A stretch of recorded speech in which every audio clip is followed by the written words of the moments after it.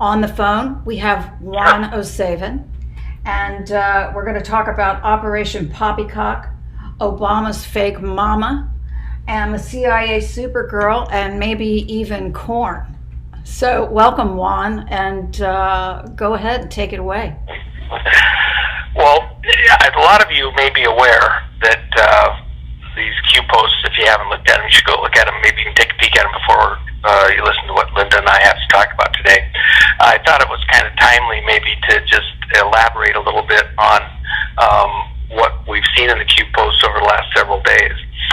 The interesting, for me, aspect of the Q posts is that we're building to this central moment that I believe is the most important moment of the Obama presidency.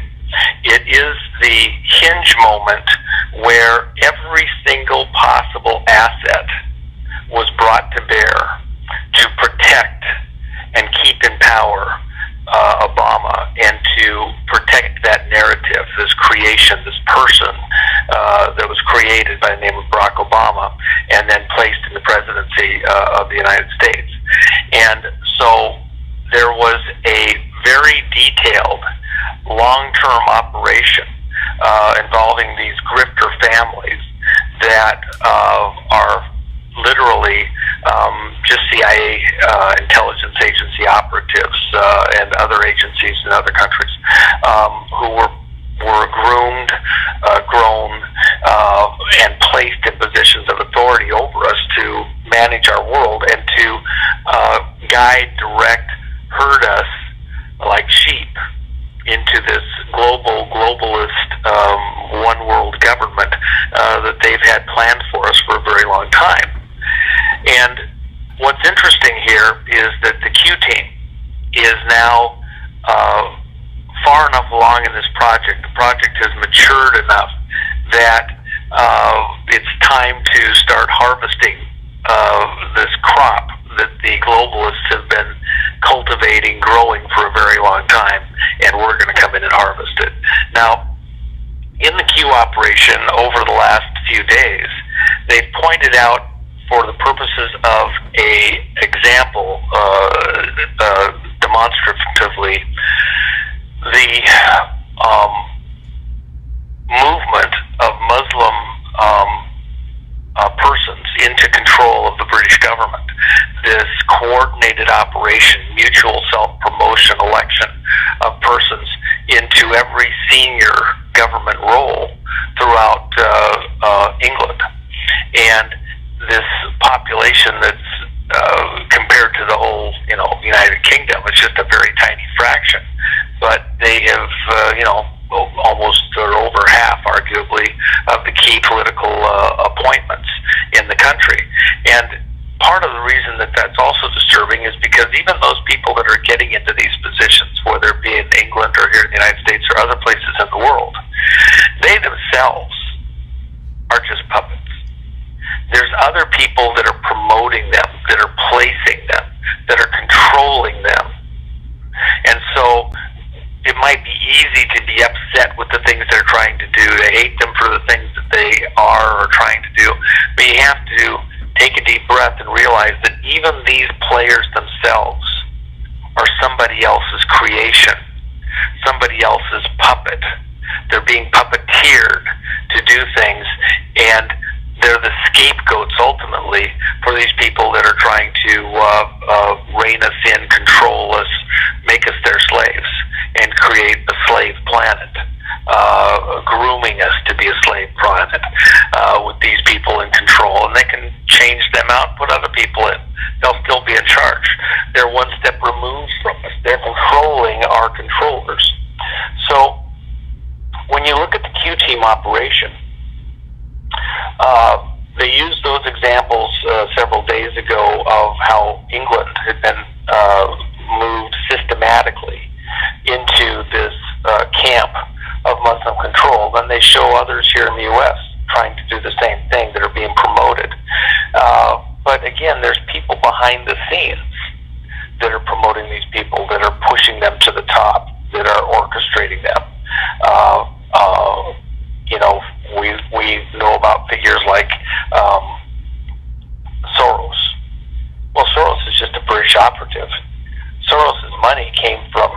down the pound. Well, who was orchestrating the taking down of the pound? British intelligence operation. They knew what the direction was that things were going to go, and they went in and bled off money for their globalist operations, right there in plain sight, right in front of you, and then use him as a puppet to promote their things. He's got the money. He's, the bad guy. You don't see the guys beyond him that are controlling and managing him. He's just doing the will of others that you haven't seen. So we look here to our country, and with the Q operation where it's at right now, we have these people that have been families, entire families that are created, grown, have been working in the intelligence arena for generations. Look at President Obama's mother. She was a USAID employee. In the church hearings in '75, USAID, that was said that, and I apologize, I have a jet going overhead here.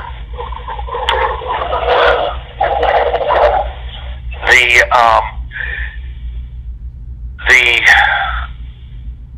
mother of Obama was a CIA asset all of her life, probably even as a teenager. Now, how do I say that?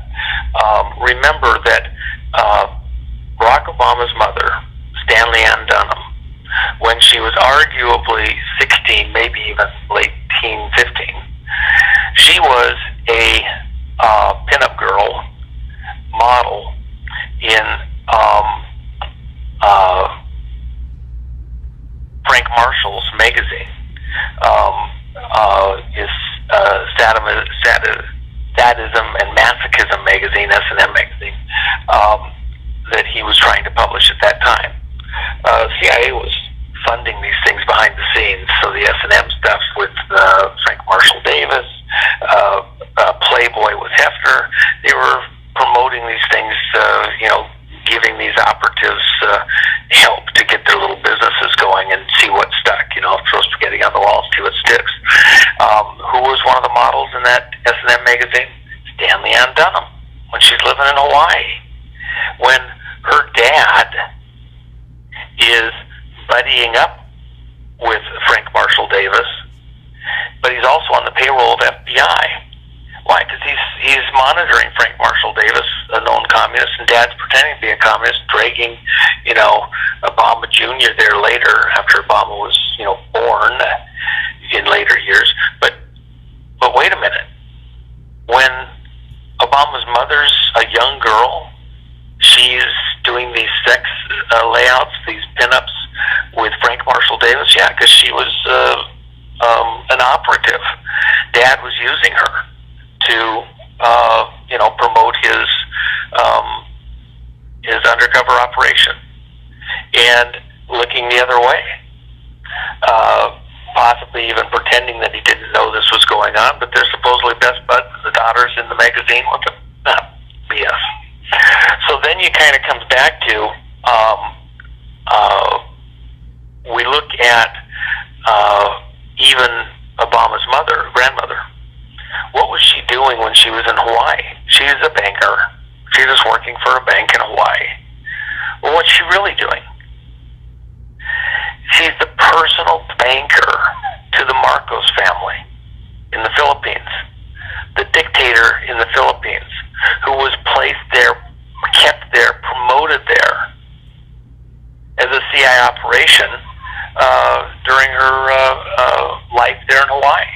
She was the personal banker to the Marcoses. She was CIA. When they moved to Hawaii and the Marcoses and went into exile, who's handling all their accounts?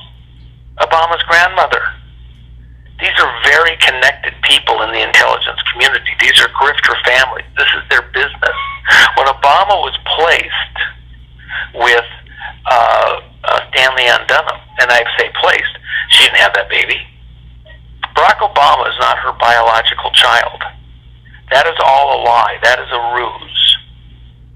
We have women that knew her personally when she came to Seattle to sign up for the fall semester at the University of Washington 6 weeks before Obama was supposedly born.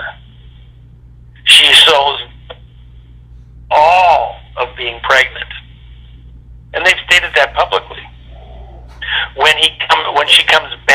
University of Washington for the fall semester to begin classes and has women babysitting for her while she's attending classes. The women have said publicly, it's in the public forum, they've stated it, that baby was not a month and a half old. That baby was 5, 6, 7 months old if it was a day. Why is that relevant? Because even the date of Obama's birthday that we know and celebrate, that has been pushed off on us, that's not his real birthday. That was a date that was chosen. Why was that chosen? In order to put an imprint, a hidden imprint of authorship. Who was behind Obama? Who owned and controlled that narrative? What's the birth date? August 4th, which is the 216th day of the year. 6 times 6 times 6 is what? 216. Which also goes out to Jet Propulsion Laboratory and the road out to it, and the whole Parsons thing and OTO and on and on and on. I could go on for hours on that. 216 is a big insider play number. Who else was born on August 4th? The Queen Mother, August 4th, 1900. So there's these other messages in there, you know, about who Obama is, when he was raised, how he was raised, what's the narrative. The baby was planted with her so that she could have a narrative to do other things and go to these other places and be involved in these other countries. She's a USAID operative in Indonesia. The president of Indonesia comes out and calls out another organization by the name of Subud as being a CIA cover, pseudo-religious organization that's actually just a CIA front to undermine his presidency and take him down. Subud, S-U-B-U-D, pseudo-religious organization. President Obama's mama is a member of Subud. In the whole world in that time period, there might arguably be 3,000 members of Subud. But Obama's mom is a member of Subud, and the president of Indonesia says that Subud is being run as a CIA front operation trying to take down his presidency right there in his country, and she's a member of it. And she works for USAID.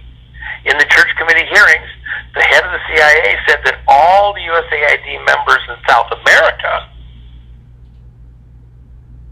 were agents on the payroll of CIA. All the USAID agents, people on the payroll in South America, were CIA. Well, she's in Indonesia, that's not South America, but it's reasonable to expect that, yeah, she's probably CIA on the payroll of CIA over in Indonesia. And by the way, there was a horrible war there. There was a huge number of deaths there, a horrible situation, and that's a longer story for a different day, but she was in on that. She was working deep cover for CIA. So then the president in the Q post makes a kind of an interesting statement the other day. Farms produce. So we have all these agents, operatives that are being cultivated, grown, planted various places. What are they? They're farm product. Where are they done in the intelligence community? Well, CIA and FBI, they all go to the farm. They get trained there. What's the university in Hawaii where all these agents come in from all over, or these students, I should say, come in from all over the world? They're on an island. They can't go anywhere. They can be closely monitored, observed, see who they're interacting with. We bring foreign students over here, put them over there in the university, put some of our own agent operatives there in the same thing, and they see who might be good candidates to be groomed to be the next industry leader, to be the next political leader, to be the next covert agent. And we have screeners who are skilled in finding out who's who in the zoo. And what's Obama's mama doing? She's a sex bot. She did the sex magazine stuff at 15, 16 years old. It's right there in front of your eyes. You can go online and look at the pictures. You don't think I'm telling you the truth? You go look at those pictures that Frank Marshall Davis took of Obama's mama. She was a CIA asset, the same way Marilyn Monroe was created, groomed, trained at a CIA operative base. We have her ID, her security clearance. And then she goes and becomes a sex pot first mag with Hugh Hefner. This was an operation. This is the product of these operations. Barack Obama is the product of an intelligence agency, grooming operation, growing operation, a farm operation. Just like his mother was. Just like his grandmother was. And what are we in right now? If you live anywhere across the Midwest here in the United States, we're getting ready to harvest our corn. Harvest the first crops. First cutting. We're going to be harvesting for the next month or so. This is that moment to go out and let's get these things in the corn bin. So the Q posts have been all about this harvest moment. This product that's been being produced by the intelligence agencies here in the U.S., these people that have been put in positions of control and authority over us as though they just came naturally up through the system. They're GMO. We're getting GMO corn agents in control of us. Michael Obama, a guy. Give me a break. They're GMO corn, and we're being forced to accept them in positions of leadership and control over us. Our masters, our controllers. They're a fraud. They're fake news. And this is about cutting them off and throw them in the corn bin. But what do you do with corn after it's been cut? If you want to make popcorn, that's a cute theme. But what do you got to do first? You got to husk it. You got to get the covering off it. Otherwise, it just turns moldy. You got to expose the kernels. You can dry it on the cob. You can cut them off and dry it, separately, but it actually dries nicer on the cob. So, but you peel back that protective layer, that husk off the corn, and then get the moisture level down as close to zero as you can get it. Prepare it for popping. So these next many months after this cutting is about the congressional inquiries and the testimony. It's going to look like a Godfather movie with these people explaining themselves in Congress and all the lies and, speaking about how good citizens they are, how important they are to the community, and all the bullshit stuff that they're going to say there. And then after that, after they've been exposed to the light of day, dried out in the sun, then we can get to having some popcorn for the holidays. The reality is that we're going to expose them to some heat here and some drying heat over the next many months. But right now, this exact moment, this is about cutting them down to size and getting them in the corn bin. Barack Obama, creation of CIA, promoted, protected, fostered. But let me get to this one point, Linda, and I think this is really, really, really critical. Of all of these operations, of all the players, of everything that's happened, there's a lot of obscure details. For example, Brennan being the person that created the fake school histories for Obama. That was his job. He created fake histories for operatives. He created the fake Columbia history. He created the fake Harvard history while they were grooming and making this operative for other operations. And they had options where they could go out and throw them and ways they could use them. But they were creating these histories to use them. People that had the exact same courses in Columbia as Obama never saw them. People in Harvard, rarely saw them. Why? Because he only had to be there a couple of times. The rest is all fake. Because he had handlers. And who was his handler in creating those things? That was Brennan. That's why Brennan got rewarded with a station chief in Riyadh, and then comes back and becomes director. Obama could trust him. He trusted Obama. Why? Because they both had a mutual shared history. They had to protect each other. This is a game plan, a scheme, an operation. And who was controlling both of them? The reality is they're both created, they're both Rockefeller. One of the themes that I mentioned to you previously, Linda, while globally we're going after the Rothschilds, the unseen part of it domestically here is all these various players are Rockefeller creations. For example, Bill Clinton. Arkansas is a Rockefeller state. That was their base of operations for the family.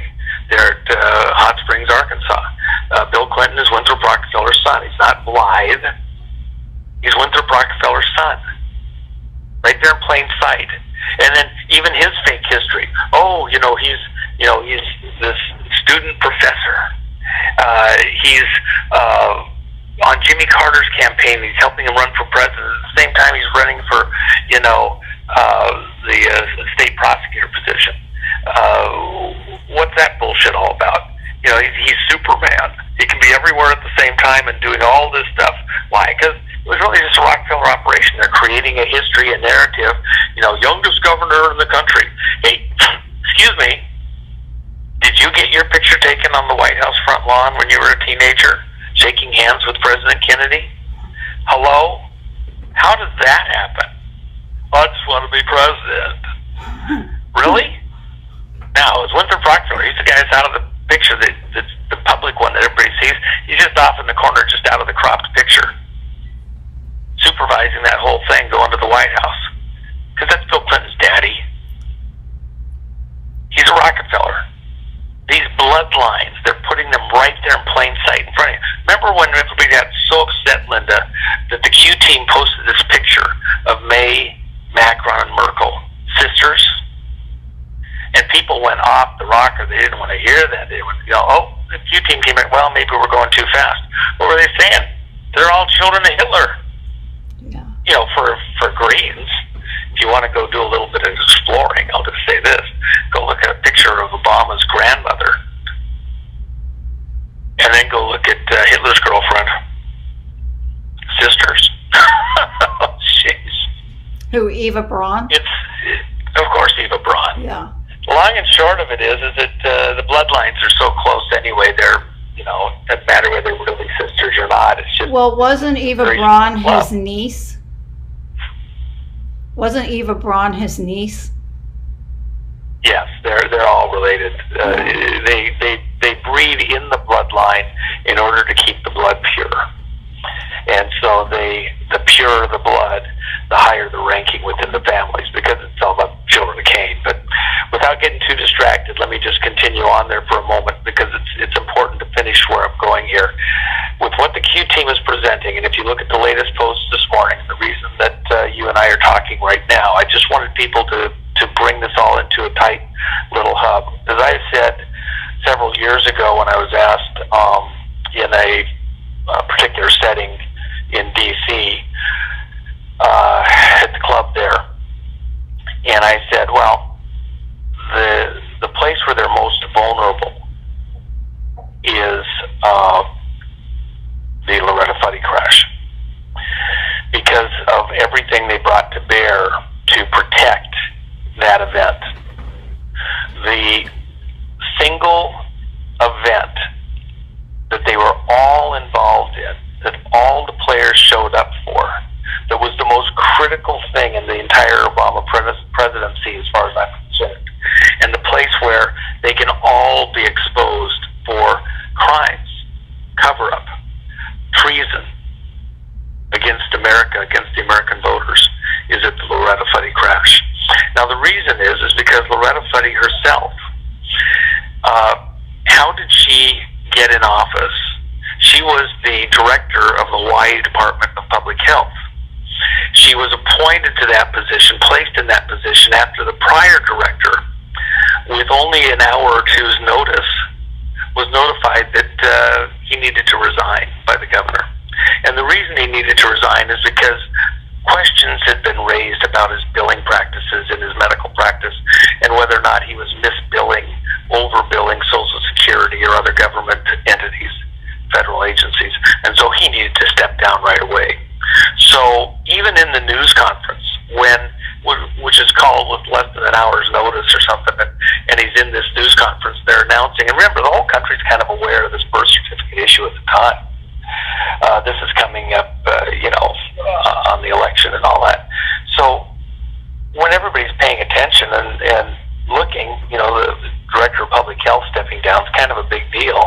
He'd been, asked to produce the birth certificate, et cetera. So suddenly him deciding to have a press conference and step down. One of the reporters asked him,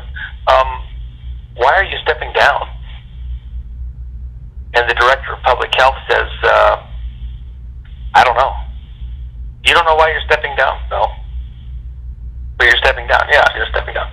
Why? Because he was forced to, and he didn't even know what the charges really related to. Why was that? Because he wouldn't be a shill for these people. He's just an average guy, a decent guy. He's got his practice. He's doing stuff. He's got a regular job. He just happened to find himself between a rock and a hard spot. They needed him out of the way. And the reason is, you go back to other operations, they couldn't externally change a paper record in the offices of the Hawaii Department of Public Health. They couldn't do that online through a computer or some other operation. They needed a person, an entity, to actually go in and physically be part of that operation with actual signing authority.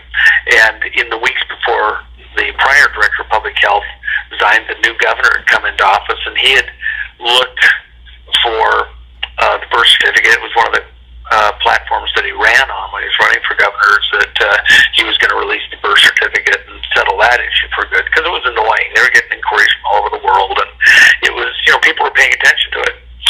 And if you remember, President Trump, there was a campaign going on coming up on the second election of Obama, this midterm election. And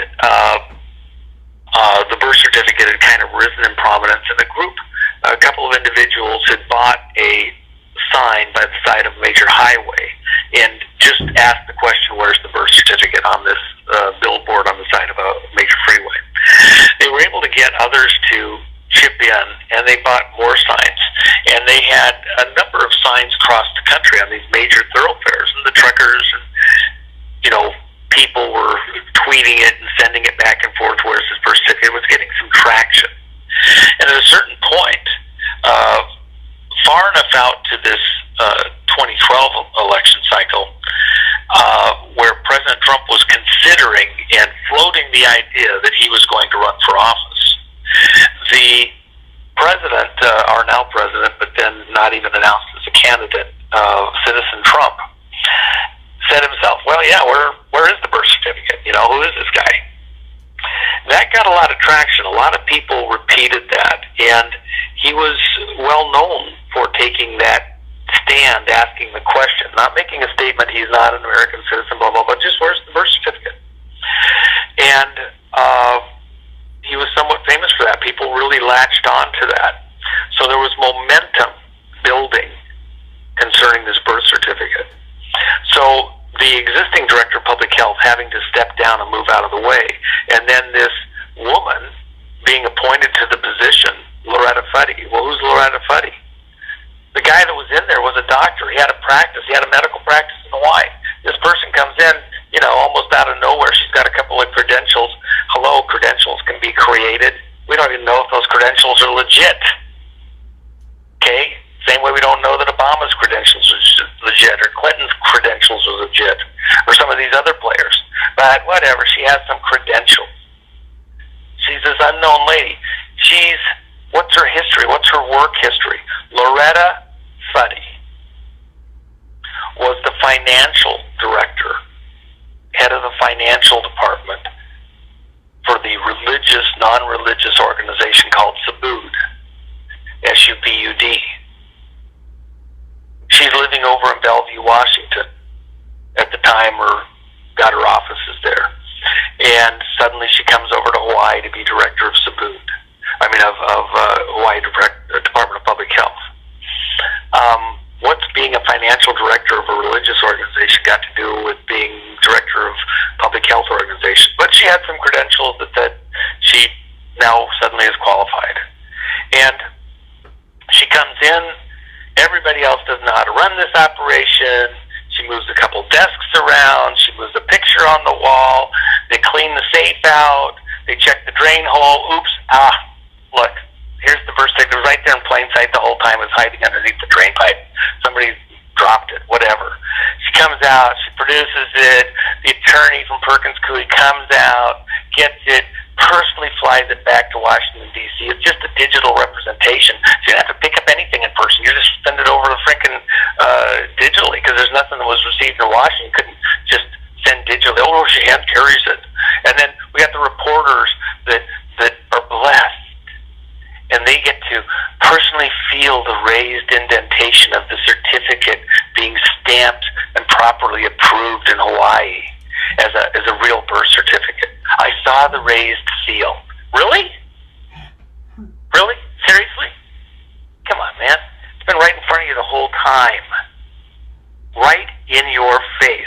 But we have a lot of people that don't want to believe the obvious. They want to be in denial. They don't want to, they don't want to be mean-spirited. They don't want to raise questions. Yeah, that's the person running your whole country, in charge of the whole world, getting you into wars, killing people. And you don't ask any questions. So, this person, Loretta Fuddy, get the birth certificate out there. There is some controversy. A few days go by. People are upset. They're starting to look at it, question it, second guess it. And then what happens? Obama has the press club meeting. President Trump, who's just citizen Trump, happens to be at that, and he roasts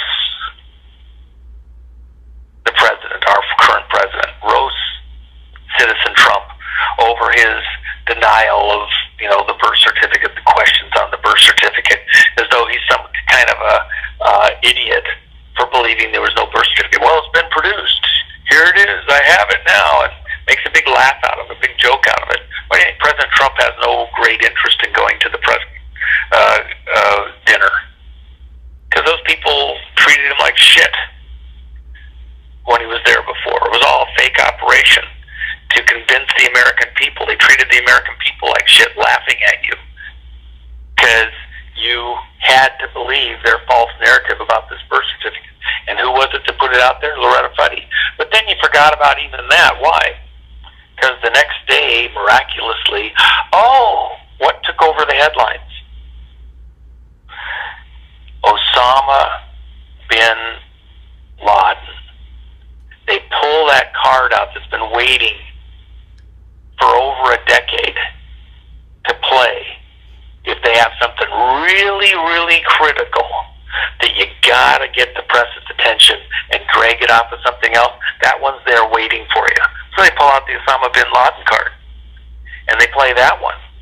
Oh, we got him, and it was in Pakistan, and we had a helicopter go down, and it was really tense, and we've been monitoring him for months. It's all bullshit.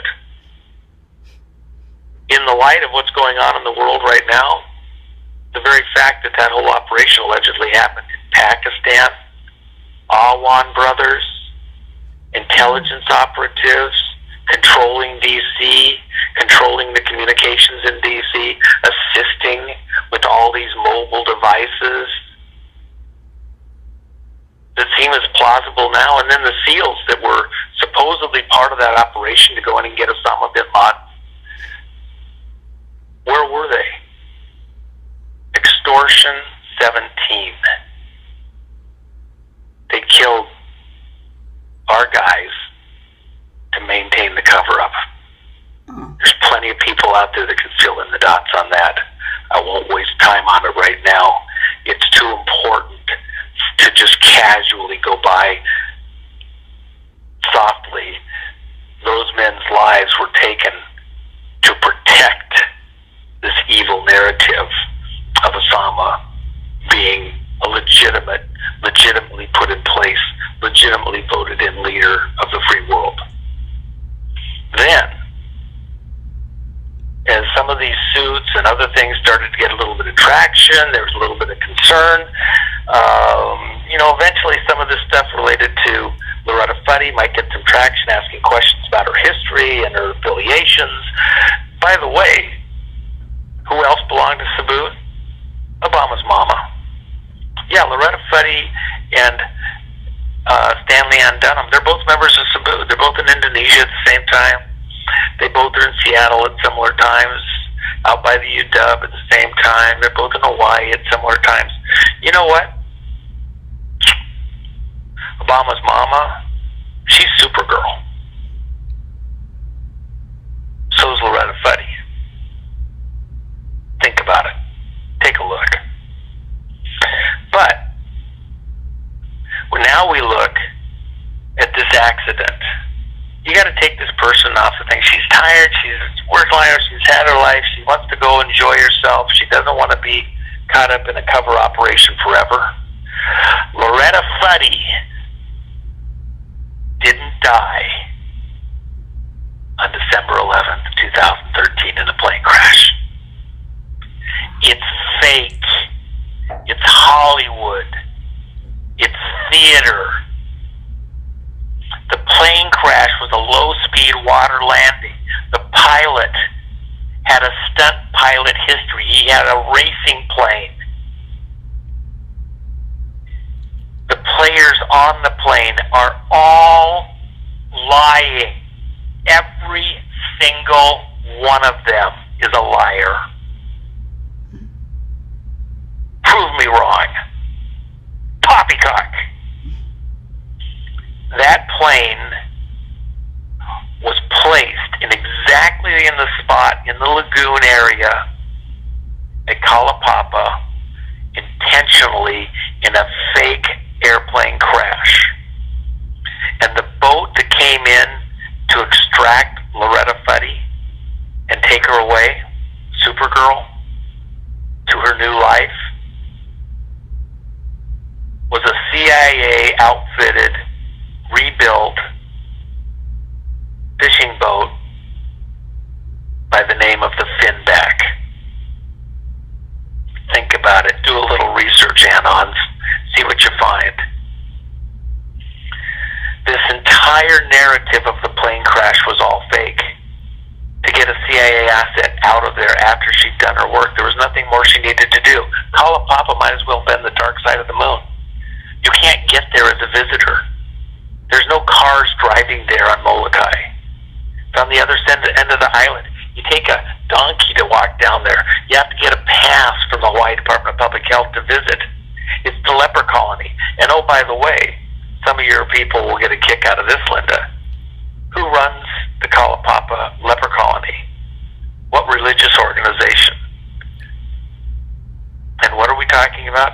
If you're looking for a place to hide out and move kids, you suppose Kalapapa, with its own airfield and boats coming and going that come from Asia, might possibly be a transit point. Knowing what these people are all about, where we're going with all this. So we come back to the Q narrative. This is harvest time. It's time to go after the product that these farms have been producing, not just here in the U.S., these intelligence agency farms where they've been making our GMO agents, operatives, assets, officers, including in these other countries also, but let's start here at home first. It's time to harvest that product that has been put in control over us and throw it in the corn bin, dehusk it, throw it in the corn bin, get it dried out, and have it ready for us for some holiday popcorn. We've got hearings in the fall. They're going to happen in Congress. These people need to come out and explain themselves. They need to say who they are, what their history is, who cultivated them, who promoted them, how they're connected. But at the end of the day, it's going to be obvious. They're all farm-generated produce, GMO, and controlling our lives. We're not going to be sheep anymore. We're not going to eat their GMO corn. We're not going to do it. We're going to expose them. We're going to roast them. These people are going to jail. They tried to take over our country. They really did for a period of time. We are blessed because we had other citizens, fellow citizens, who took up the yoke and have worked with it in military intelligence, in the political arena, including President Trump, to expose these people, to bring us to this moment in time when we're going to be able to expose and eradicate these monsters from our government and take our country, our government back, and have a country of citizens and not controllers once again. I don't know. I think I said everything I wanted to say to you, Linda, but let me just add one other thing. When you think about it, Linda, because you lived in the newsroom, the news environment, you've worked around these various agencies, people always wax nostalgic for some earlier time that was different. The music was different. The way people partied and celebrated was different, and they're nostalgic for how cool some earlier time was. You're living right this second in the coolest time to be alive, to be a participant, to be a citizen since this country was created, and probably before. This is the moment when we all get a chance to be counted. You don't have to be a soldier on the field with a gun in your hand to be effective. You just need information. The Q operation is about people getting information, sharing it, vetting it out, and coming up with the truth. The things I've shared with your audience just now, Linda, stuff that is more provable than others. There's stuff where the documentation is more readily available than others. And some of it, we can't get the hard documentation without access within the more secretive areas of operation of the government. That's why we have D-Class coming. And exposing these things, and then taking a stand amongst our neighbors, our family, our friends, the people that we're around, and being counted as not afraid to be heard saying that we support our president, support our country, that we won't be slaves anymore, we won't be sheep anymore, that we understand there was an operation against us, and be counted as Q patriots. There'll be a time when everybody down the road is going to have their war stories, how they said this and they didn't believe that, they were on board, and a lot of them are just going to have been, pikers. They were, behind their mother's skirts, and they didn't want to, they're afraid to be heard, saying anything, because if somebody heard you say Q in the grocery store, they'd give you the evil eye or something. That's not this time. Yeah. This is the moment to be bold, not to be a jerk, not to be overly aggressive, but also not to be coward or afraid, to be counted as a Q patriot, as someone supportive of the efforts of the president and his family in getting control of the country back. Unafraid to wear a "where we go one, we go all" hat. Yeah, if we small and big things that put you on a certain side on the line in the ground. Go ahead, Linda. I was just going to say, if we're proud of our vote, which I am, and proud of our president, they don't mind being vocal, trashing him. So they do that mostly because we don't talk back, to avoid conflict, to avoid anything in the workplace. But, I've found that, I can't not defend him, and I've lost a lot of friends because of it. But Linda, this is what I'm saying. This is the greatest moment in your lifetime to this moment in time for every person in this audience. This is the moment to be counted. Your heart should leap for joy because we have fellow citizens in positions willing to put their well-being on the line and be counted in your favor, in your behalf as a citizen, to get these monsters collected, put away, taken off the streets, taken out of government, and to stop the evils being done in our name. And somewhere down the road, people are going to be, little kids are going to, what did you do in the great Q Army? Well, I posted to friends, I took a stand, I explained things, I understood them myself. If you don't understand some of this stuff, just like the funny stuff, how can you have an honest, coherent discussion with your neighbors? If you're not real articulate, if it's not real easy for you, find a couple of memes. Find a couple short little blurb interviews, 2-3 minutes. Have a backup, the stuff that's an hour or 2 or 3 hours or the 5-hour amazing interview that John B. Wells did of Hugo Fugan on the Loretta Funny Crash. It's there on YouTube. amazing. And listen to it, understand it. That's important. Be prepared to be articulate, to give a defense of why we are going after these monsters who are portraying themselves as our protectors and our helpers and the people that are really concerned about helping us as citizens by managing, controlling us, and taking every last cent out of your pocket. You need to be able to give an articulate response in defense of the president's actions, to have stuff to pull up, to push back. And this moment in time, like the Mueller testimony, as I said to you, Linda, and others privately, this Mueller testimony is really a prequel. All spring, people saying it's not happening, we need arrests, we need that. I said, the fall hearings, that's the pivot. The Mueller stuff was a prequel. The pivot moment is this time period now when people have to come explain themselves before Congress, and they get outed, they get the light of day. That's when the corn gets dried, as they explain, why were you doing what you're doing over at CIA? Why were you doing what you're doing over at FBI? Why were you doing what you're doing at DNI and other locations? What was the point here? Because they were all involved in a coup attempt to take down a sitting president, to recapture the flag, to recapture power over us by whatever means necessary. Yeah, and I always think that's the pivot. I always think that's the pivot. Go ahead, I'm sorry.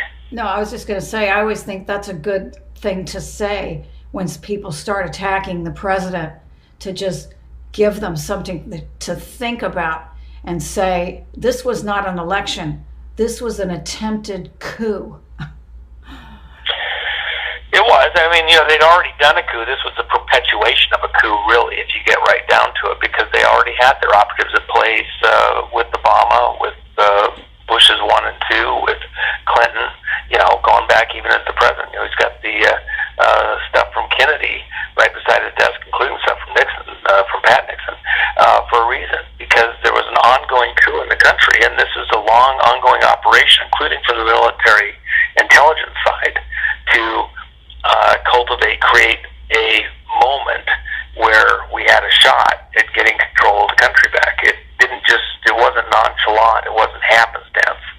And so this moment that we're in right now, you're living in history. Be part of it by knowing it now, real time, current. Yak it up, savor. You'll want to be able to wax nostalgic somewhere down the road that you were there and counted in this moment in time. And then it's not just over with the couple little arrests and stuff like that. This is deep. This is a long-term project. We have a lot of things messed up here in the country, and it's not going to go away easily. I'm sorry, I have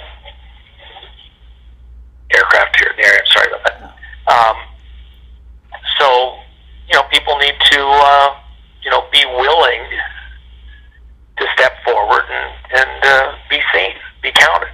And those that are so, afraid, that are so limp-wristed that they don't want to be part of the movement, well, they can come claim credit down the road, but we'll know who they were and weren't. Yeah.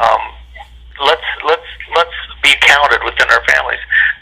The beauty of the QAnon movement is that every person is a sovereign. Every person is a leader. You're affecting people around you. You're closing ranks with fellow citizens. And there may be some people that are in more command positions than others that have senior positions, but at the end of the day, this is a citizen army. We're not a bought and paid for army like our enemies. We're not Hessians. We're a citizen army. We're fighting for our own property, our own income. We're fighting to throw off their taxes, to do their stuff, to wield their wars against us, to pay for their baby raping and baby killing at every level, multiple levels. We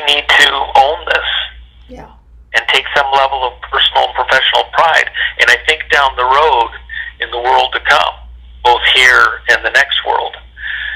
A lot of people are going to be very surprised at who some of the leaders are who was blessed. I'm thinking right now of one particular person, Butter DeZillion, pastor's wife,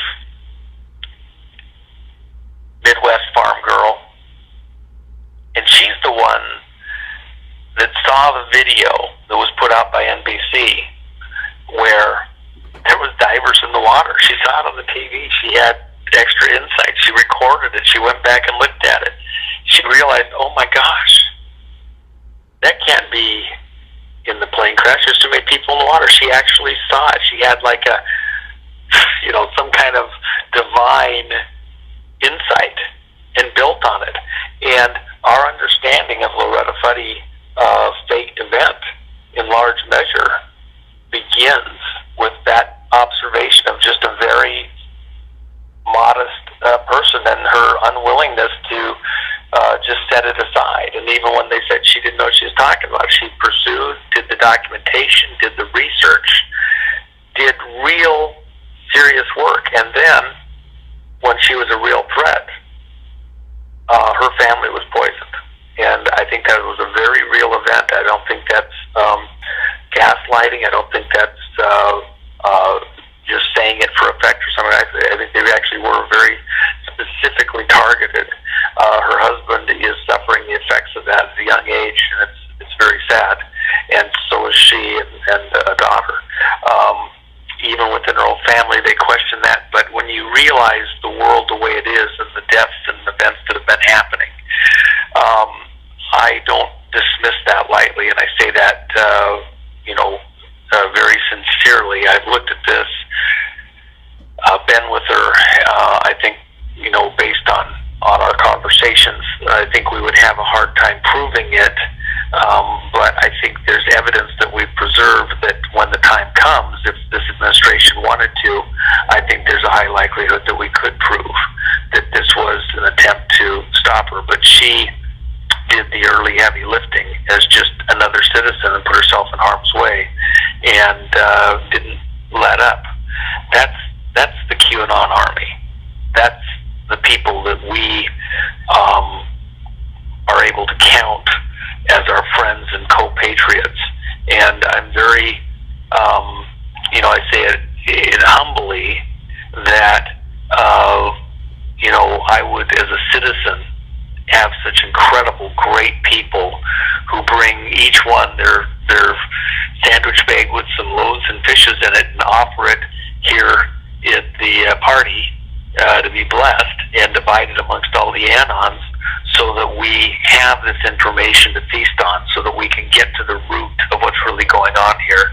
And together, we are defeating these people and exposing the evil and making it okay, just like all those girls from the Epstein Island stuff. The reality is that those girls, did you hear all of these stories the first time he was convicted? No, because the environment, the atmosphere in the world around us was not conducive to hearing their story for them to come forward. But the tide has shifted, and more people are making it okay for these people to come forward and tell their story. And they've matured, and they see it in a different light, and they're not as afraid to be counted to explain how they fell into that cesspool. And that's this moment we're in. We need to receive those people into our ranks, to make it okay to speak publicly, to be direct and forward about these things, so that we understand the evil that's been foisted against us, and can target the monsters more precisely, more effectively, and to eradicate these evils in a permanent way in the society around us. And then, again, when people are waxing nostalgic, so we don't find ourselves in this situation easily again anytime soon. The cost of liberty is perpetual vigilance. We have to be vigilant, but for what? If you don't understand what happened before, how are you going to see it the next time? So we need to be in the fight right now, document it, making it known, so that we can then articulate what happened precisely, concisely, to our children, our children's children, so they never forget how we got here, what we went through, and how hard it was to fight it back, and those that paid even with their life while they were trying to help us with the information we needed. You know, we mentioned the other day Breitbart and Seth Rich and Aaron Schwartz. But there was people that were able to chime in with dozens and dozens of others who did similarly, but the environment wasn't right. The support wasn't there. They didn't see the magnitude of the operations against us. They thought they were dealing with just a bad guy here, a bad guy there. Sabo, Major Sabo, down in El Toro, killed because he was identifying the drug running coming in on military aircraft from overseas. We have lots of Gary Webb. Gary Webb. Even those musicians, Chris, I don't know their names really. One of them was Chris something, and then the other one was supposedly Podesta's. Well, there was he looks just like Podesta, and we're talking about them. So they inbreed and they spread their seed all around. But these guys were ready to start. They wanted to do something to try to. Well, remember that even some of the relatives. One of my early contacts that I've mentioned to you before, and wrote a very important article under somebody else's name related to it, who was a bloodline person, as far up as you could get, could have anything, and just wanted to know, is what I've been told about my history, who I am, my DNA, is it true or not? And then after we got the samples, after receiving them and doing the work, he supposedly hanged himself, and with his feet touching the floor. Very sad situation, but he was questioning because he was himself being controlled. We have people in these positions. Let me just say it this way, and let me just say something that's going to sound very strange to your audience potentially, but I'll say it anyway. Of all the people in the whole world, amongst the most deceived and the most controlled, we think of MK Ultra victims who, just never had a square shot at thinking their own way. If what I've just said to you about President Obama is true, then before he was even placed with Stanley on Dunham, he was already somebody's tool for a narrative. He was just a prop in a play. And he was raised as such, and the people that he was placed with, they all had an agenda. The mother, the grandmother, the grandfather, the guy they were targeting, Frank Marshall Davis, all of his growing up years, he was just somebody's tool and prop being bounced around. And what's a little kid supposed to do? What's a child like that supposed to do? He's raised in a certain way. He's got to survive and be functional. What's the psychology of all of those events? And then how do you find your way? How do you, can you just say no? Where's the input that gives you that room to even measure these things out? You're in Hollywood, you're being placed around gay people and the narrative, and you're being MK Ultra. You end up in Chicago and you're trying to find your way and just pay the bills and be able to function, and people are grooming you to, be a community organizer, and you get your rewards, and you get gifts and freebies and promoted and sexual favors and things like that.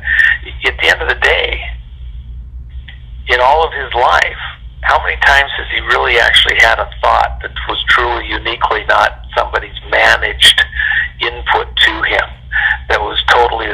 I know he's had those. But the force is pretty strong, and you're in that stream and that flow, that tsunami. How do you break free of it? How do you get loose of it? What do you grab onto? In a very real way, the same way that Barack Obama was owned, managed, controlled, raised, procured, all of his life, even up into the senatorship, and even the man that she married, he married. He, she, it. The children that they were given to promote a certain narrative. How do you think of a person like that? How could he possibly break free? Where does he break free? Granted, freezing occurred. He, sold the soul. He's participating. He's in it. But is there room for us to understand that he's an MK Ultra victim, and then before you throw the first stone, aren't we all us citizens here in the country, aren't we all MK Ultra victims too, right along with him? These evil, satanically inspired persons have been managing us all in the same way. We need people incarcerated. We need them in prison. Several of them need to be put to death for crimes. They'll have to make their amends with the Almighty when they meet him in person. We'll arrange the visit. But still, even in all of that, I think there's room for us to consider and need to consider. We've all been played. None of us are truly innocent of not buying into many of these lies that have been foisted upon us and accepting them as truth. But part of the healing is understanding that, seeing it, and that's why this moment of declassification, harvesting these products of this farming operation here in the U.S. and dehusking them, exposing them for their roots, for their origins, for who they are, plowing these fields under and never letting them come back to make these GMO crops and put them in charge of us again. Slaves, no more. Sheep, no more. This is that time we're coming up on the pivot, this pivot moment when we go from being herded, controlled, not understanding what's completely going on, where we dehusk these monsters, see them for what they are, dry them out in the light of day, and we'll have popcorn by the holidays. Well, Amen. I hope. Well, it's almost like we almost need a new holiday to replace Christmas. So maybe. Oh, beautifully said. Oh, Linda, you're wonderful. I love it. So maybe this idea. can be it. That's a wonderful idea, Linda. I love that. So it'll be happening right about the right time. It can be like the rebirth of everything. So sheep no more. Sheep no more. And I know it's easy for me. It's probably easy for you. I mean, I don't really have a hard time speaking out. In my No, hold on. Stop for 1 second. I want to stop on that one point. Linda, there was a time when it wasn't easy for you, and there was a transition moment. There was some window where your perception of things, even though it grew, there was a pivot moment where suddenly it wasn't the same as before. There's some moment in time when you couldn't just be liberal, but wondering, whatever. There's a line in the sand. We're at that line of demarcation, that pivot moment. That's what these fall hearings about. It was a prelude with Mueller to see that there was no there, for those that want to see. The old saying, there's no one so blind as those who will not to see, will not see.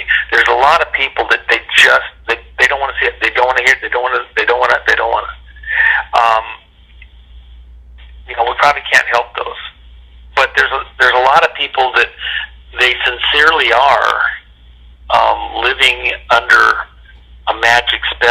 illusion.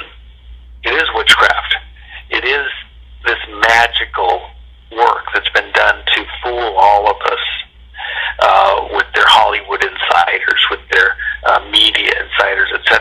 But somewhere in there, Linda, in your heart, somewhere inside of you, that was very personal to you alone, you made a conscious choice to go a different direction, to think again, to choose again. And that's what I'm saying. This pivot moment, this audience that we're talking to today, Linda, that we're sharing with, they've probably already crossed that pivot moment. But what they have to understand, that we have people all around us, and they're kind of looking at which way the wind blows. And part of helping them to make that choice, understanding that the current's direction has changed, the tide's going the other way now, is us being willing and being kind of neon lights, billboards, if you will, in society. Salt. The Bible, talks about, if you've lost your saltiness, what worth are you? You might as well just be thrown out and trodden into the ground. So we need this audience, these people that hear what we're saying, to be salt and light. If you don't agree with or believe some of the things that I've said, the whole Q movement is not to program you how to think, but to cause you to think for yourself, do your own research, and then own those results. Linda, you did a little bit of looking, thought again, and owned what you found. And that's why you speak so authoritatively.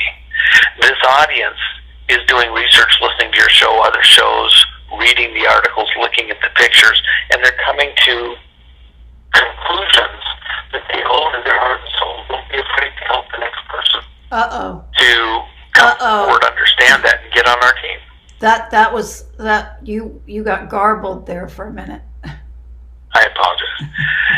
But don't be afraid to be counted and to be and to own your results and help other people to get on the team. Yeah, and moment that we're in. I just wanted to add to that you do notice the news and their strong-arming tactics that they're using to try to get us to be quiet about everything. Talking about CNN or MSNBC, I can't remember which one it was, but the woman said we need to start calling Trump supporters racist more to just shut us up, and really can't let them intimidate you like that, because it's all just hot air. They don't really have any points. And the other thing I wanted to say about it is there's lots of memes out there that if you could find some meaningful facts that you can just memorize and keep in your head at all times, like job statistics and the tax cuts and all these things that President Trump has done. You can challenge these people with facts. Well, and I will say this too, Linda, you don't need piles and piles and piles. You just need a couple. Yeah. And if you get proficient with just a couple, maybe you add one here or there, maybe you drop another one occasionally. You don't need hundreds. You just need some that fit who you are, the people that you're around, and own them. And let your momentum be part of this. It's no longer a stream, but this river that is washing across America to cleanse us from all these evils. And if everybody just does their part, plays their zone, occupies in their own community, we can turn this around. But that's the Q Army. That's what this is all about. It's not any particular individual doing it. It's all of us showing up. And it is a much more, from political side, the term they like to use, grassroots, but that's really true. This is a citizen movement to take back control of our country, our government, and how our energy, our life energy is spent. The things that it promotes and pushes, represented by our own money, taken in taxes and other ways, bleeding us dry of our energy for their purposes. And that's this moment that we're in. So people, be counted, be part of this, own it. Yeah, and you don't have to be big and loud. You just have to plant seeds. I mean, you can mention it. They can either latch onto it or not. And I always talk about things I'm passionate about. The things that I love about President Trump, because that people can see that I'm serious about it. And mostly they don't confront me, but I've had people tell me, you've given me a lot to think about. And that's really all I'm trying to do, is give people something to think about. And if people are being nudged by more and more people, there's a certain momentum that gets there. Some people, it's hard to swim upstream. They give in because, the force is strong. So we need to be part of moving the ball, moving this current in a different direction. Be counted. Don't be afraid to be seen. To do some things, a shirt, a pin, a sticker,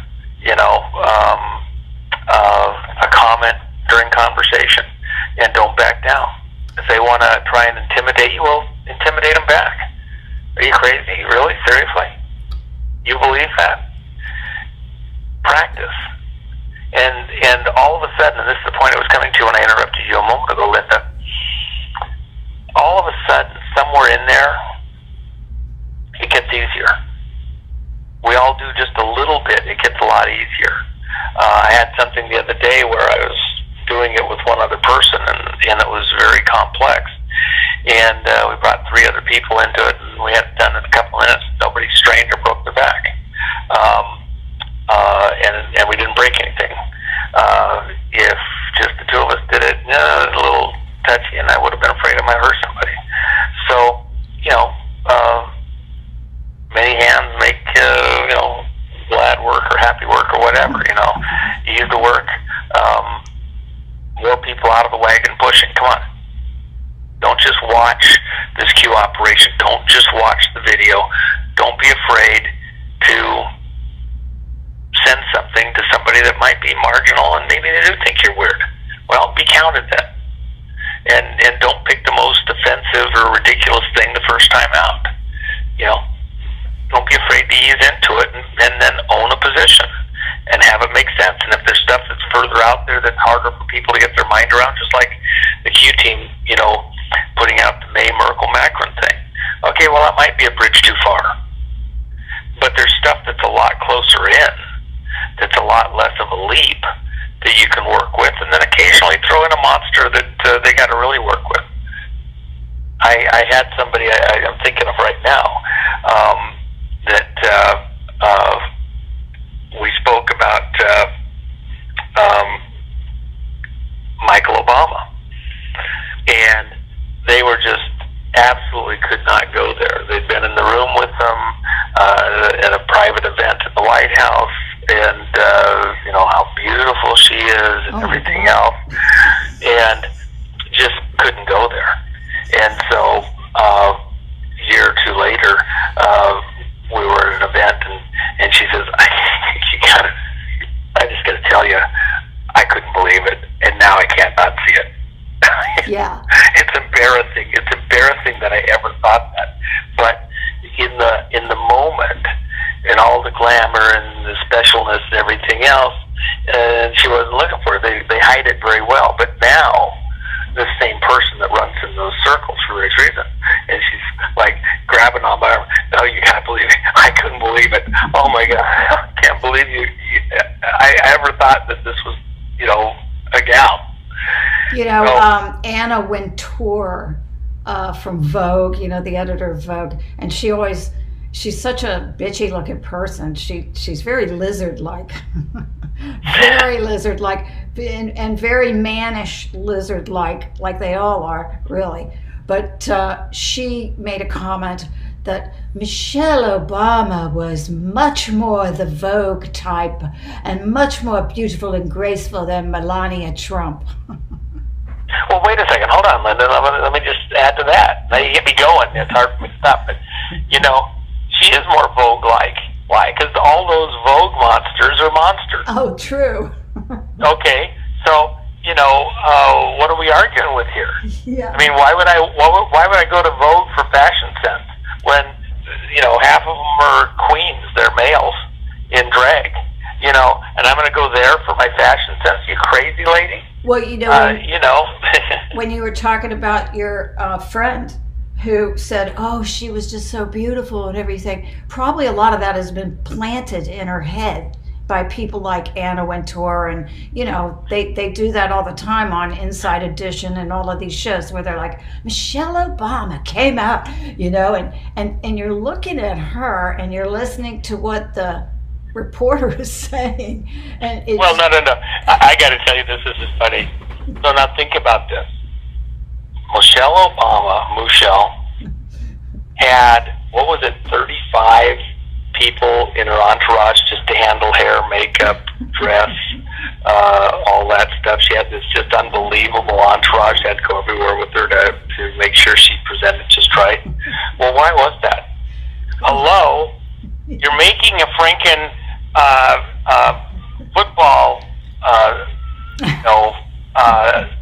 center lineman look like a Hollywood starlet. Excuse me, yeah, it's gonna take real tonnage. Well, apparently, for makeup and outfit to make that work. Apparently, they needed about 45 or 55. Well, and then they had a whole airplane full of them with all the stuff to carry with them. Why? Because that was a freaking hard one to hide there. So, it's right in front of your eyes. When the president says it's right in front of your eyes, it's been right in front of your eyes your whole time. Oh my gosh, if ever there was one. It's amazing to me that people don't notice it, especially after Joan Rivers, came out with that. It's like Truman hears thunder. Oh, I thought he was agreeing with me on the. Oh yeah, that's right. He doesn't like Michelle. Yeah, he didn't want that snake in the grass getting into the house there. Well, anyway, Linda, I have such a tight schedule and so many things, and I really kind of had to stop in order to the Q postings today. I thought needed to have a little extra flavor on it. And of course, I have a lot of skin in the game from the last many years related to this particular events, and so I wanted to take a minute just to add a little extra to it. I think it is the pivotal event, the Funny Plane Crash. I don't think there's any other event where all the various assets, all the various players had to call in every favor, every mechanism, every tool, every contact to protect and promote and carry off this event smoothly. And why? Because the CIA asset that they were taking off the board to send to Valhalla to protect, to enjoy the rest of their life relaxing after a lifetime of service. They did everything to protect that asset. Loretta Fuddy did not die in Kalaupapa, Hawaii on 12/11/2013. Never happened. That's pretty amazing. Linda, I've got to move on. I appreciate your listeners. I don't want to drag it out too long, and I appreciate their taking a moment. And I do have some other stuff I'd love to visit with you on here shortly, but this caught my attention. Well, I really appreciate you calling me. Pardon me? Popcorn for Christmas, popcorn for Thanksgiving. Right, it'll be National Popcorn Day. That's right. And we'll probably have some early popcorn at the tail end of October. Remember the first Q post. And although, let me just say this. People forget this, okay? And I want to just mention this. Isn't it interesting? The very first Q post on October 28th of 2017, and they're talking about Hillary is going to be arrested and blah blah blah. And what happened was Bill and Hillary got on a plane, supposedly flying over to Ukraine. It's a white 737, as I recall. then all of a sudden they show up out in the Midwest, day and a half later, and they're at some campaign function for somebody. And it's like they went all the way to Ukraine and then came back there. What's going on? Where did they go? Nobody's really paying attention to that. And then in that same time frame, people started noticing, hey, looks like Hillary's got an ankle bracelet on. No, she's got a boot on. Remember, she had the boot, just like McCain had the boot, and he couldn't remember which foot to put the boot on. And Hillary was kind of in a similar situation, and that went on for quite a while. Hillary detained, but not arrested. But I do think that the Q team would like to kind of do another Q-proof, and I think that that same time period is still going to be the window that they'd like to lock that in potentially. And part of the reason is because Hillary has been so in everybody's face about her involvement with the Wing Coven, which now wants to go by, instead of calling themselves a coven, they always change their names and try to make themselves sound all nice and cushy. So now they're just Wing, not zones, but spaces. So they're all going into their spaces to do whatever they're doing. And you have a lot of very high-profile stars and industry people, etc., that are news people being seen involved with this Wing coven and events. Well, so they're witches. They're very forward about the fact that they're witches. So when's the big witches high season holiday? Well, I was going to say on Halloween. I was going to say, Red October, and we're, that it was also, I was going to throw that in, that it's probably helpful that during the time when they usually have one of their biggest. Well, for witches, there's a lot of occult things going on, but really, kind of this big witches day is that Halloween thing. Yeah. So, that might be a good zone to be looking at if you were going to start out taking out some of these people and clipping their wings. That might be a nice time period and would be fun for the Q team. I bet you if we look at those codes, that we might very well find there was options in there and those are being exercised. But I think, arrests are coming, Gitmo's in play, and they're ready. So we need another holiday on Halloween too. Well, I mean that day is we have to. We're just going to have to trash that on that day. Yeah. We're just going to have to trash that one, but maybe we can have a Red October or something. Well, Red October Day would be a blast. I could get into that. It'd be Red October week. Yeah. Just the processing for these people probably have to be Red October month because you're not going to get them all processed in a day. But we can get the key ones processed pretty quickly. So. And then next year we can dress in costumes and we can dress up like our favorite Gitmo prisoner. Yeah. So we don't have I don't want to scare the children. We don't have. Oh my God! It'd have to be Heroes Day. I'd have to emulate some of my heroes in this whole operation, and there's I'd need another 2 lifetimes to just start with some of the ones that come to my mind as my heroes over the years to get us to this point in time to push back on this guys that we could always make it heroes and zeros. Yeah. And then people could dress up like Smelly Pants Clinton if they want to, or with the prison garb on, with the orange suit on. And well, I will say in the future, my heroes are always going to be Anons now, and my heroes are Anons, and I'm so thankful for every person out there that's started to take up the cause, that's repeating, spreading the tweets, closing ranks, listening, taking the time to make memes and send memes out. Yeah. My heroes are all Anons. I hope some of these always going people make themselves known, after everything calms down. Maybe some of the anons will come out of the shadows. Well, I mean, and a lot of the anons are going to be pretty relatively average people that just took up the cause. I think of guys that I have one in particular in mind that he was a Green Beret, and he and I had a shared history early in life, and his unit, he was the only survivor, got raped by a machine gun and lost most of his stomach, and based up in the Northwest, and he was just an average guy, a track star, and because he had a low number, he went into the military and a draft number, and went in voluntary early because he had a low number, just to get it done, and because he was a very fast runner.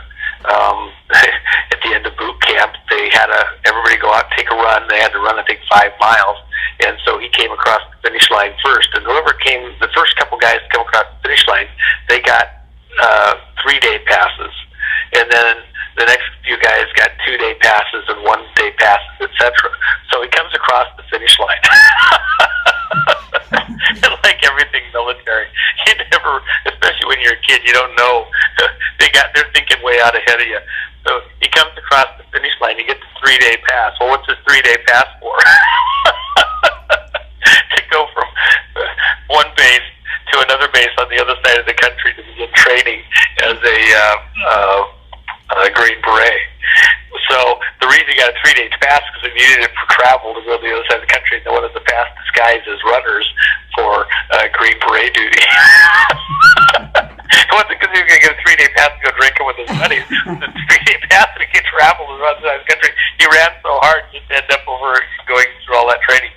But and the stories that sad, his training and like that that really saved his life. The guys that trained him. I'll just tell you this one story that I think is really important. He one day was called into his commander's office, and something had happened during the training that day, and he had twitched a little bit and had given away a position as far as the commander was concerned. So he came in the office and was ordered to stand at attention. And then while he was standing at attention, his CEO punched him in the stomach. Now today, of course, the CEO would be in prison for the rest of his life because he punched a cadet stomach, a trainee in the stomach.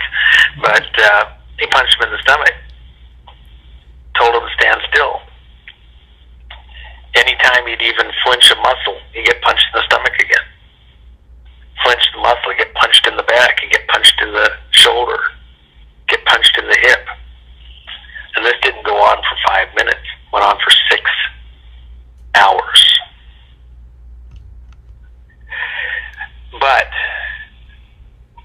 on the given day, that was the mission that they actually got into real drama in when everything was on the line. They happened to get overrun by another group as they were going into this location, and literally they had hundreds and hundreds of Vietnamese that were going right through where they were hiding in the bushes, etc. And he said that training came to his mind the whole time. They had to be absolutely motionless so that none of them gave away their position. It saved all the other guys' lives too. If anybody had moved even the slightest little bit, it might have revealed them all, and they wouldn't have stood a chance. So sometimes, these things that seem hard, even this moment of working hard today within the Anon movement to get the details right, to talk about some of these things, to hold a position.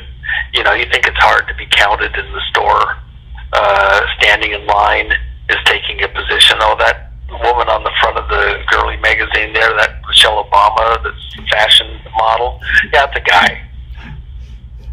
You think that's comparable to other guys who've taken bullets, who've been in the line of battle? Don't be afraid to be counted. And by the way, in its own way, we're fighting a war right here on the front lines at home, because we're fighting for people to wake up against the strongest illusions known to man, with the magical kingdom behind so many of them, and the magical fake news behind so many of them, with their false flag events and their false flag towns and players using our government against us to perpetuate these false flags and the officials in these places.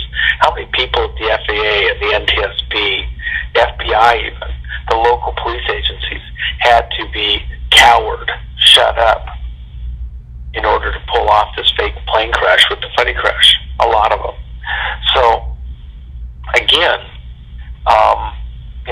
this is a moment for people to kind of learn some of these things, know them, be articulate, take a stand, and don't be coward just because somebody's, oh, that's not true. I never heard that on the evening news. Anderson Cooper didn't say that. Oh, Anderson Cooper that's into his little, what's the girl's name? Not Betty Boop, but the, blue girl. Oh, Honey Boo Boo. Yeah, give me a break. And Anderson Cooper, effeminate Anderson Cooper, and you're going to listen to Anderson Cooper over the president. You're going to listen to Anderson Cooper over some of these other documentaries that are out there. You're going to listen to Anderson Cooper over the video you see on the Ellen Show with Michael, swinging around and everything else. Come on. You just have to find a place to get in this fight and join us. Yeah, and plant a seed. Momentum's great. You got Linda backing you up. Let's go get them. Exactly. And plant a seed, because what happened to your friend, where you said it and then she wouldn't believe it, and then she came back later and said, well, that's a person that was in the room in a very high-profile way, and somebody that every person in this audience would know instantly, and a wonderful person and wonderful family. But she totally bought into it for a while. You can fool all the people some of the time, and some of the people all the time. You can't fool all the people all of the time, and cannons are not fooled at this point. Yeah. Okay, Linda, I've got to go. I know. Other I've kept you too long. Get to, and I enjoyed visiting with you.